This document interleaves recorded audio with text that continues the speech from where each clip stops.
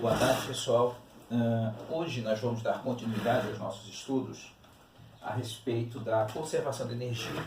Então vamos pensar assim. Nós já resolvemos alguns problemas lá, por exemplo, do tobogã, certo?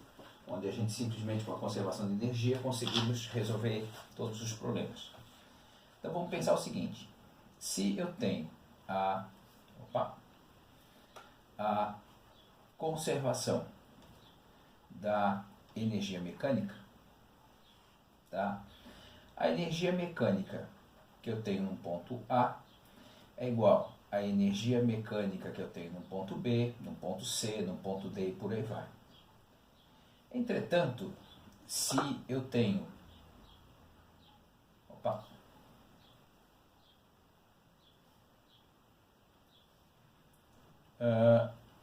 forças dissipativas, ou seja, forças que vão gastar energia, o que acontece? Vamos pensar num plano inclinado. Aqui no ponto A, eu tenho uma energia mecânica. Aqui no ponto B, eu tenho outra energia mecânica. Entretanto, ao longo do caminho de descida, por exemplo, parte dessa energia se perdeu.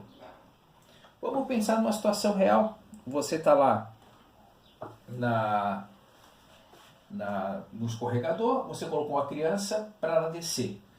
Ela, às vezes, se ela não fosse ajudando, ela não consegue chegar lá embaixo. Então quer dizer que numa situação real, o que a gente observa é: existe nesse trajeto força de atrito. Então, se daqui para cá eu vou perder energia, então eu vou poder dizer o seguinte, que a minha energia mecânica do ponto A não é mais igual à energia mecânica do ponto B. Se é para ser igual, eu tenho que calcular quanta energia foi perdida. Tá certo? Bom, quando eu paro para pensar nessa energia perdida, o Halliday ele acaba usando como sendo energia térmica. Vamos pensar que quando, por exemplo, está frio e eu pego as minhas duas mãos e começo a esfregar uma na outra, o que a gente percebe é que esse ato de esfregar uma mão na outra gera calor e a mão fica mais quentinha. Então, quer dizer que, na realidade, o Halliday, tá? Ele acaba pensando assim, que essa energia térmica que foi perdida nada mais é do que o trabalho, por exemplo, da força de atrito. Por quê? O atrito gera calor, tá? Então ele está entendendo que o trabalho da força de atrito ele está sendo dissipado única e exclusivamente na forma de calor. Então eu poderia pensar assim, tá? Tendo em vista essa discussão. Se o meu sistema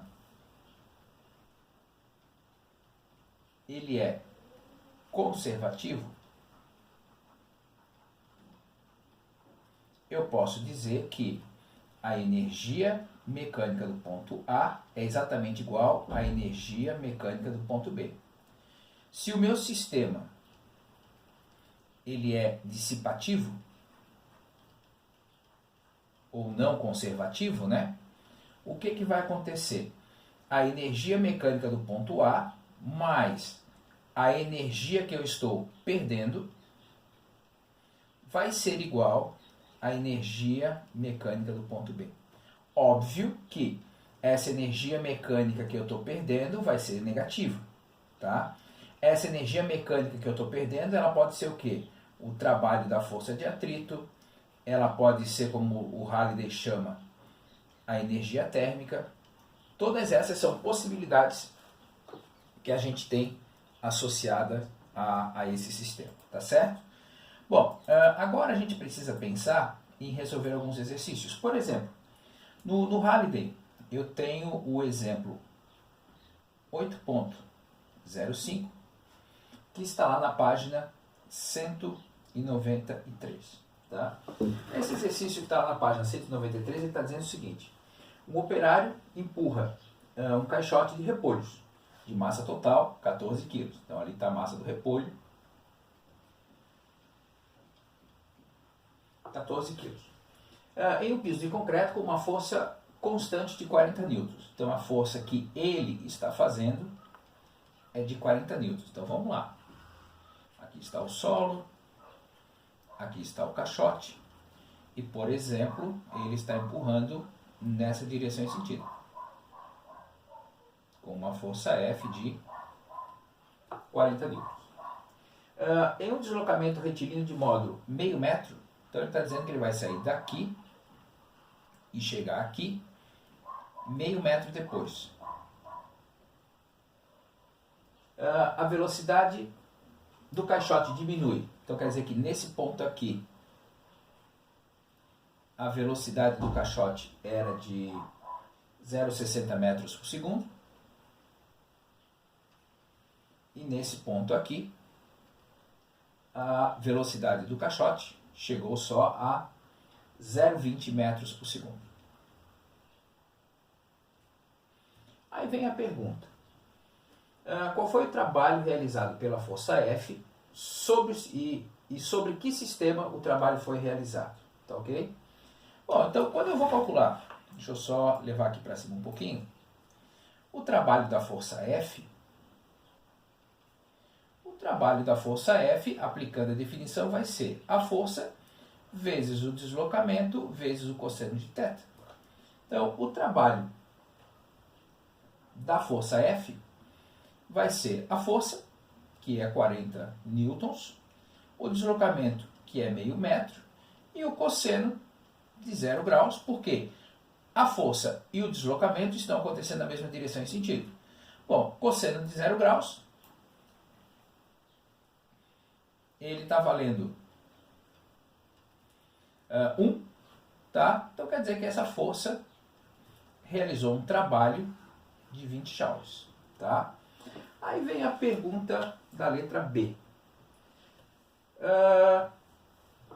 Qual é o aumento da energia térmica do caixote e do piso? Tá ok? Bom, então eu tenho que pensar o seguinte: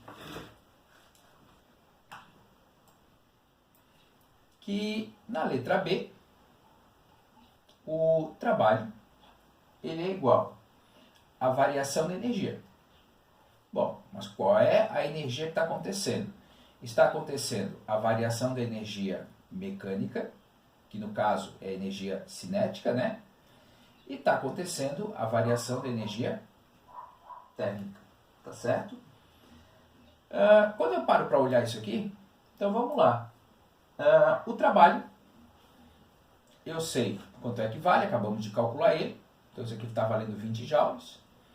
Quem é a variação da energia mecânica? Cinética, perdão. É a velocidade final, energia cinética final, sobre 2, menos a energia cinética inicial, certo? Mais a variação da energia térmica, tá certo? Então, quando você vai organizar e fazer isso, então aqui vai ficar 20, aqui vai ficar massa 14 vezes 0,20 ao quadrado sobre 2, menos 14 vezes 0,60 ao quadrado sobre 2, mais a variação da energia térmica, tá certo? Quando você faz isso, tá? Isso aqui vai fechar menos 1,28 joules, tá? Então agora o que acontece? Eu tenho aqui 20, esse menos vem para cá mais, e aí a variação da energia térmica foi 21, aqui é 1,8, perdão.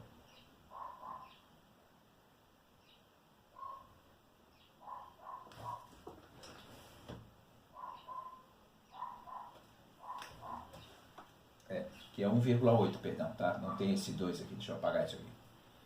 Tá? Então vai ficar 21,8 joules. Bom, vamos tentar entender o que está acontecendo e qual que é a explicação dessa variação dessa energia térmica. Bom, eu tenho que pensar o seguinte. Essa força aqui, deixa eu colocar aqui uma outra cor, ela injetou energia, certo? Se ela injetou energia, o que eu deveria esperar? Que essa velocidade aqui iria aumentar. Bom, mas só que o atrito foi tão forte aqui, que no final das contas o que aconteceu? Essa força de atrito consumiu todos esses 20 joules, o que não proporcionou um aumento de velocidade, e além disso, ainda consumiu parte da energia cinética. Tá? Então quer dizer que a energia térmica aqui, nesse caso, ela consumiu os meus 20 joules que o trabalho da força produziu, e além disso, ele consumiu também mais uma parte da energia cinética. Tá ok, pessoal? Bom, dando a sequência, tá? A nossa próxima ideia é calcular potência. Bom, então, o que a gente tem que pensar sobre potência? Tá? A potência média, ela nada mais é do que o quanto que eu estou gastando de energia à medida com que o tempo passa. Tá certo? Bom, se a gente para pensar nas unidades de medida, aqui eu tenho o seguinte, a energia é em joules, o tempo é em segundos, e dessa forma a potência, que é em watts, é joules por segundo. Então, por exemplo, você foi lá e resolveu comprar um chuveiro. Lá no chuveiro, ele está me dizendo que o chuveiro é de 8.000 watts. O que significa dizer isso? Significa dizer que esse chuveiro, a cada 1 segundo que ele está funcionando, ele consome 8.000 joules de energia. Tá? Então a potência é essa. Tá? Então a potência é média. Se eu quero calcular a potência instantânea, aí eu vou usar aqueles mesmos argumentos lá do meu cálculo diferencial integral, né? Se eu quero calcular a potência instantânea, eu tenho que saber quanto que ele está consumindo efetivamente a cada segundo. Mas as suas unidades de medida, tá, acabam não se alterando. Então, a potência instantânea acaba tendo essa característica, tá certo? Bom, depois de tudo isso, a gente pode pensar, por exemplo, em fazer o exemplo 8.06, que está lá na página 197. Ele diz o seguinte, a figura mostra um toboágua no qual um carrinho é impulsionado por uma mola e desce um escorrega com água, ou seja, sem atrito, até a base do brinquedo, onde mergulha parcialmente na água e se move horizontalmente até que o atrito com a água o faça parar. Então a ideia é a seguinte, aqui em cima eu tenho o carrinho preso com uma mola, tá?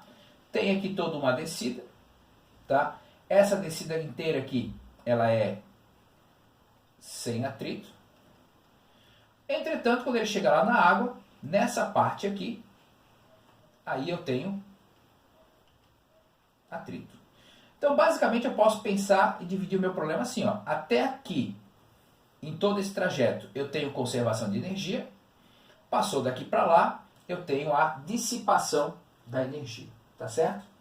Bom, agora vamos pensar nos dados que ele nos fornece desse problema. Ele vai nos dizendo assim, que a massa total do carrinho com a pessoa é de 200 kg. Deixa eu botar aqui de outra cor de novo. Então, a massa são 200 kg, carrinho mais pessoa. A compressão da mola é de 5 metros. Então, na realidade, isso aqui é o nosso x lá da mola, né? Kx ao quadrado sobre 2. Então, são 5 metros. Tá?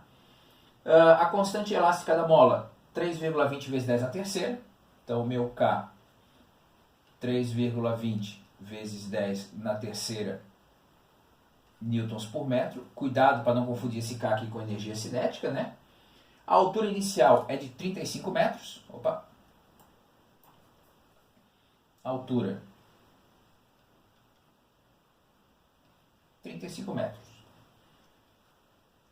E o coeficiente de atrito cinético entre o carrinho e a água é de 0,800.